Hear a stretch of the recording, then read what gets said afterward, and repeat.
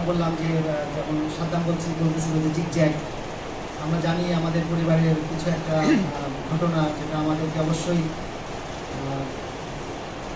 মানে মন খারাপ করার বিষয়, ঠিক না? আমাদের পরিবার থেকে কাউকে যদি শাস্তি দিই সেটা তো একটা আমাদের অবশ্যই আমাদের জন্য খারাপ। তো সেই জন্য তো আমাদের এসব প্রোগ্রাম হয়ে থাকে। তোমাদের যেমন মন খারাপ ঠিক একই রকমভাবে আমাদেরও মন খারাপ। তোমাদের মন খারাপ হয়তো দেখা যায়, আমাদের মন খারাপ হয়তো তোমরা দেখতে পাও না। আমরা যখন আমরা বসি বিভিন্ন মিটিংয়ে আলোচনা করি তখন হয়তো আমরা জিনিসগুলো উপলব্ধি করি, এবং আরও বড় ফোরামে যখন মিটিং করি তখন সেগুলোকে আরও অনেকভাবে আমাদের চিন্তা করতে হয়, অনেকভাবে এটাকে ট্যাকেল দিতে হয়। তো যাই হোক, তো সেই জন্য আমি 23 থেকে 26তম সকল ছাত্রছাত্রীকে অনেক অনেক ধন্যবাদ দিতে চাই যে এত সুন্দর একটা প্রোগ্রাম আয়োজন করার জন্য। ওদের জন্য একটা তালি দাও।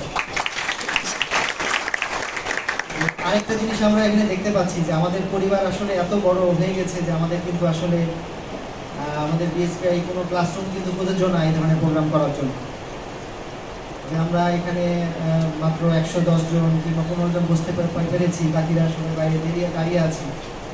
আমাদের আসলে চিন্তা করতে হবে যে আগামীতে এই ধরনের প্রোগ্রাম করতে হলে আমাদের হয়তো বা রেডিও হল কিংবা মাঠ, যাতে আমরা সবাই বসে আমাদের ছোট কথা যেন আমরা সবাই একসাথে আলোচনা করতে পারি।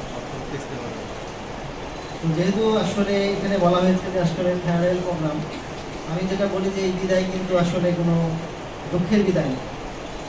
আমরা হয়তো এই ক্লাসরুম মিস করবো, প্রফেসর টিচারদের মিস করবো, কিন্তু আমি মনে করি যে এই বিদায়টা আসলে উপরে ওঠার বিদায়, সিঁড়ি বেয়ে উপরে ওঠার বিদায়। এই বিদায় হচ্ছে এই চেয়ারে বসার বিদায়। আজকে আমরা যারা সামনে বসে আছি